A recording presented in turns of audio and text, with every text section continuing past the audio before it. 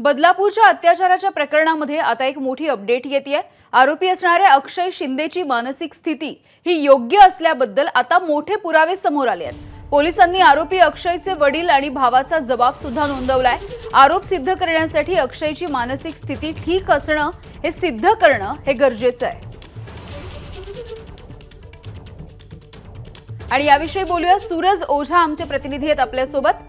सूरज, एक मोठी अपडेट येतेय। आरोपी अक्षय शिंदेची मानसिक स्थिती ही योग्य आहे आणि असे पुरावे समोर येत आहेत।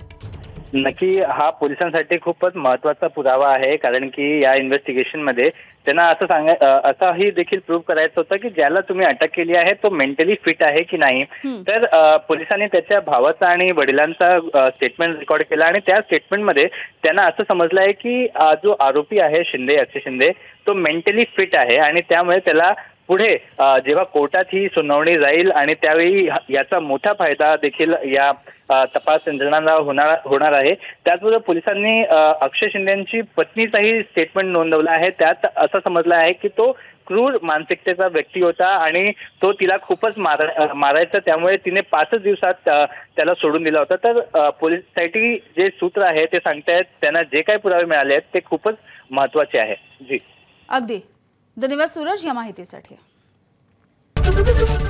एबीपी माझा, उघडा डोळे बघा नीट।